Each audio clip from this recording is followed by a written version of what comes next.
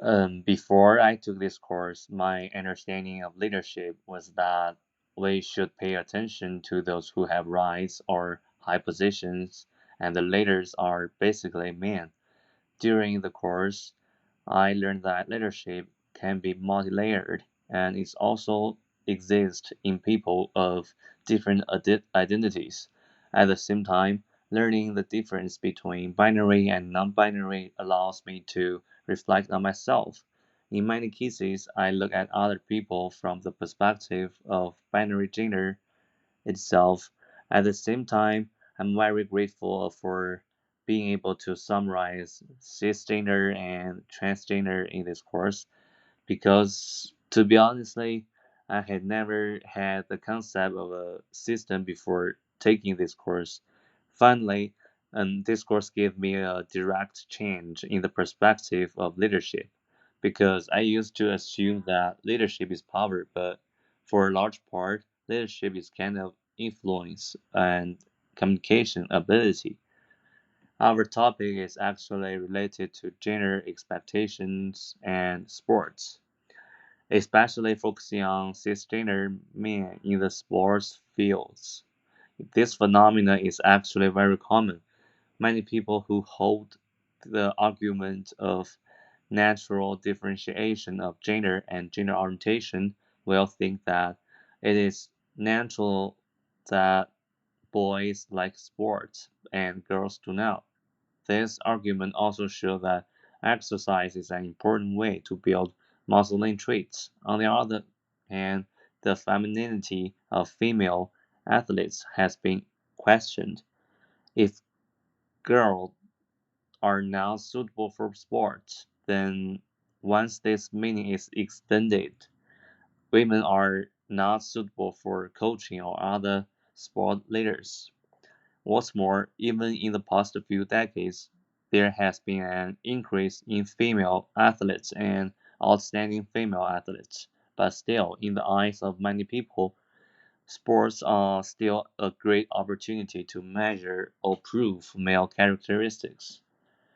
It is worth talking about female leadership. A survey conducted by McNe- uh, McKinsey company in 2018 showed that women are still very rare in the C-suite level.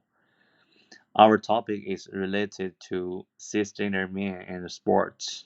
From a gender perspective, sports seems to have been regarded regarded as an exclusive term for men for a long time. However, it is worth pointing out that through research, even if many stereotypes think sports is the right for men, but this does not mean that women have no room for survival in the sports business. On the contrary, many female leaders rely on their own wisdom, experience, and diligence to lead the implementation of large-scale projects and plan market strategies that will change the world.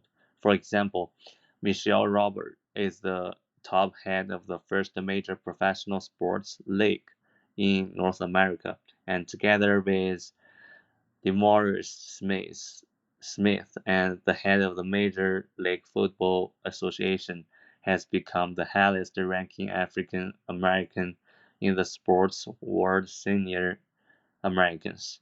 Another example is the senior vice president of Major League Basketball operations.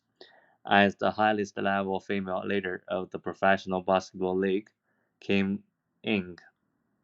These are fam- uh, manifestations of female leadership in sports. First of all, visibility is the key to success, which is to make female athletes visible in sports. This requires many aspects and the efforts of many people. For example, uh, in sport reports, media reports on men and women should not just stop at the level of describing beautiful stories, such as let's take let's take a look at this female athlete who is pregnant and giving birth performance after returning to the game. These situations are actually very common, but few people think it is inappropriate.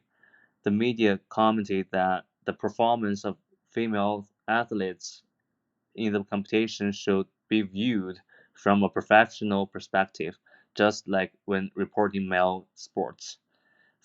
Finally, today's female coaches and athletes have far fewer rule conflicts than in the past.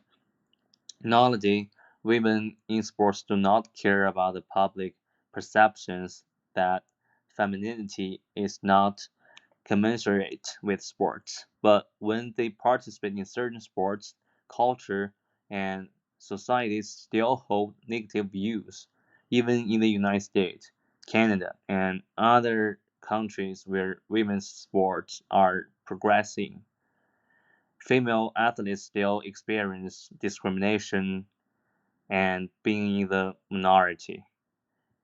The attitude of the general public media sport or media report and the structure of the opportunities usually make women feel unwelcome and or uncomfortable in many sports rules and categories. Discrimination and have always exist in these forms. Lower budgets, fewer professional opportunities, or fewer bonuses for professional competitions, or inferior equipment, fewer opportunity to use, shorter exercise period, and the general public and the media pay less attention, and especially in blue collar family, parents strongly oppose them or suffer pressure during the socialization process, restricting them from engaging in cultural and socially recognized sports. Thank you.